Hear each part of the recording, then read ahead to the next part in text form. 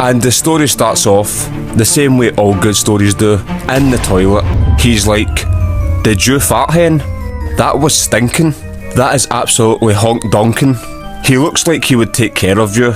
A true champion. And she's a vampire. Run for the hills." Good morning, sir. Your coffee. I hear a baby crying. And he's like, "What's that disgusting sound?" I hear the door going. Can you get that? It's probably that salesman. She's asking me to answer, but I just want an easy life. Can you please stop asking me to get the door? I'm gonna be honest, hen. I don't even know where the door is. We're no in, mate. I mean, we're no interested, mate. Kidding on, I'll be honest. I don't know how to open the door, my man. So it's a guy from Vault Tech.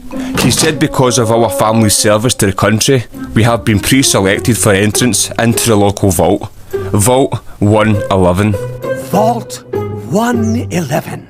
Well, it was actually Mr. I Don't Know's service to the country, as he's a retired United States veteran. She did nothing. All she did was give me a son called Sean, and I don't like Sean, so I'm like, go away. I'm just not interested, mate. Then the wife gets involved, and I do what I'm told.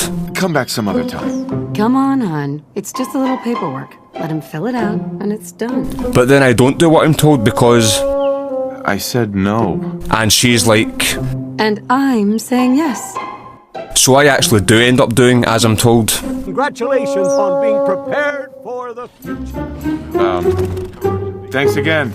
I take a well-deserved seat after running around after my wee wifey all day, and he's like, "You embarrassed me there, you c***." She says I'm a joke, so I say, "That child better be mine." Our overly expensive robot, Codsworth, is heavy paranoid, and he shouts us into the living room. Sir, Mum, you should come and see this.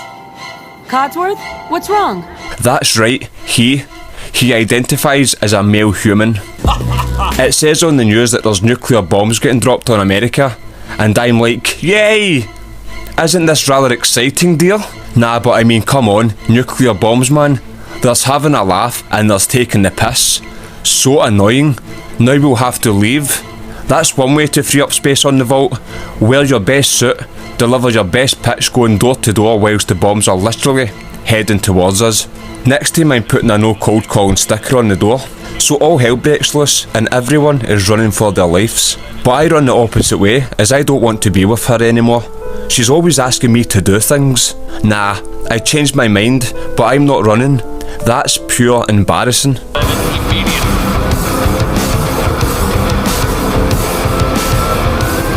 I remind these people that they're going to die at some point.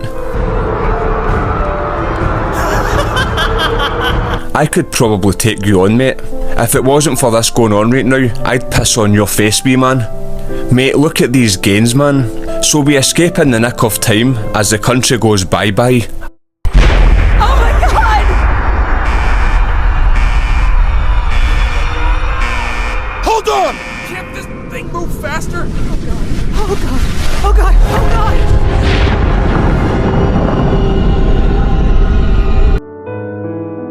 I'm over the moon at the idea of the world being nuked. It's the end of the world! Yay!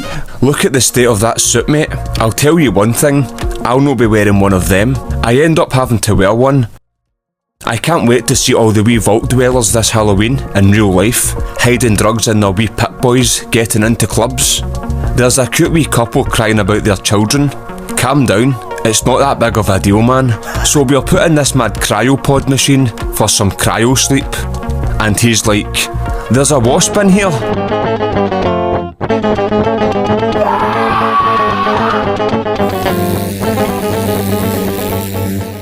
I wake up slightly by mistake, I'm assuming, and witness my wee bae getting killed and my son being kidnapped. I'm not giving you Sean!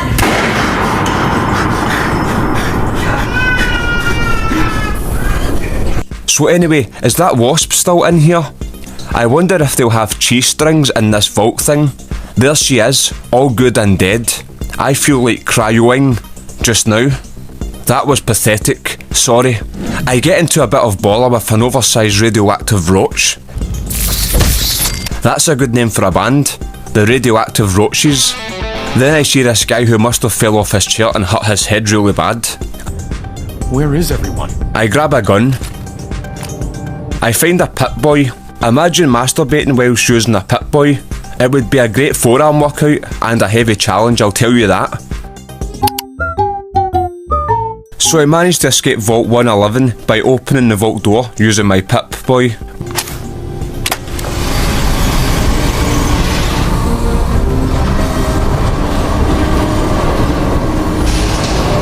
Welcome to the beautifully dilapidated Commonwealth wasteland, where the people aren't very common. I take a deep breath of that freshly radiated air and continue my journey of self-discovery. I mean, to find my unwanted son. I go to where I live, or well, lived. I come across Codsworth. Codsworth? You're still here. You seem the worse for wear. Best not let the wife see you in that state, They killed her. Damn it. It turns out I've been sleeping for over 200 years, cryogenically speaking, as it's the year 2287. That's kinda annoying. When you go for a nap and wake up in the 23rd century, that's pure piping. We both go looking for our son and then give up after 10 minutes because it's probably pointless and a waste of time. There's a comic book still going, a nuke's biggest enemy, paper. I sit down in the house and think of better days. Before I was married, who am I kidding? But this is better days, single and ready to mingle. Ain't that right, Codsworth? And he's like, aye, obviously mate. I've seen the way you look at me, Codsworth. Only joking. I find a red dress and a fedora and decide it's time to change into something more appropriate for this weather. I mean, to impress Codsworth. I mean, my finger slipped and I didn't mean to change into these clothes. I come across a place called Red Rocket and meet this wee poodle dog. He's called Dog Meat. Beautiful. Dog Meat's like, what are you wearing? And I'm like, sorry. Dog Meat's like, it's alright, don't worry about it. I change back to my vault overalls, but I keep the fedora hat on because it makes me look cool. I take my wedding ring off because she's, well, dead. As in, not alive, kind of dead. Now I'll probably have all the sex, with all the ghouls and roaches, I mean, absolutely normal human people. I come across a place called the Concord, drink some disgusting radiated water to see if it makes me start tripping out, but it doesn't. It just ends up making me shit myself. I kill a couple of raiders and search the place.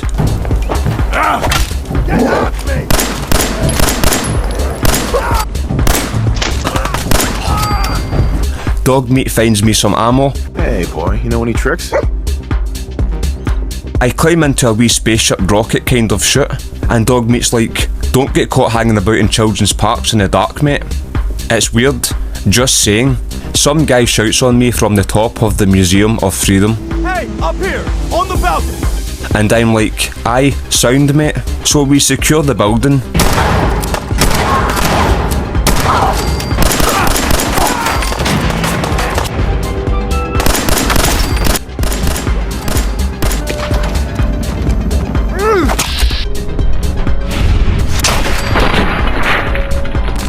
And meet some guy, Preston, from a group called the Minutemen. Him and his wee pal are talking about power armour that's up on the roof. I tell them I'll get it when I can be bothered. I try to command this wee dog to jump off the balcony, but it's not happening. Over here.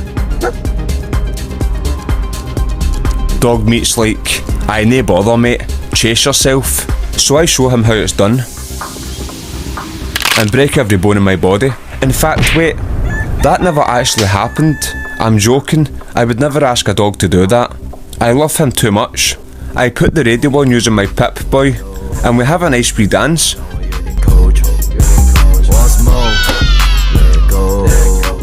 I come across two shady looking characters that are part of the Wolf Gang, and they're about to shoot up a diner, and I'm like, ho, let's get to the bottom of this. What's happening? And they're like, Trudy, the owner of the diner over there's son, owes us money for drugs, so if she doesn't give us it, then we're going to kill her. And her son. It turns out these lovely people got her son addicted to a drug called Jet, which is a mind-altering substance which is extracted from a Brahmin's fumes.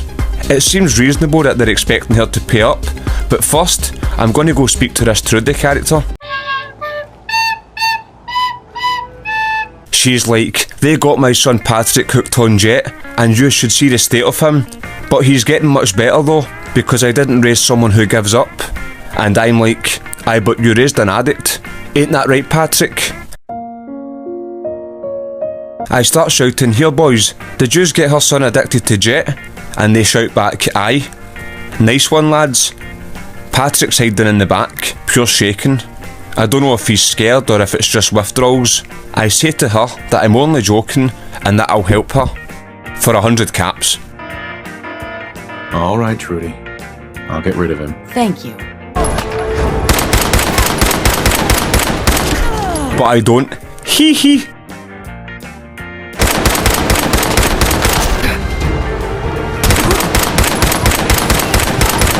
And then her wee son Patrick tries to have a go at me, and I'm like, come here you wee man.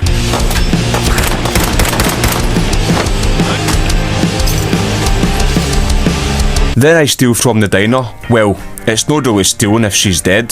Then I'm happily walking along and see this woman called Trash Can Carla with a Brahmin. Then 2 mongrels appear, but I'm too busy focusing on killing her.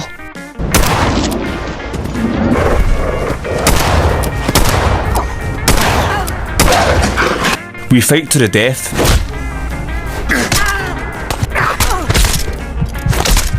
And some wee farmer pops up like, thanks for saving me, friend. and I'm like, no problem pal, and ask him to leave politely as I have stuff to do. I asked the Brahmin if it can take a huge shit for me so I can inhale its fumes, but it says it's already done the toilet hours ago. Sick. I go back to the Museum of Freedom and get the fusion cell, go up to the roof, use said fusion cell to activate the power armor, and get the minigun.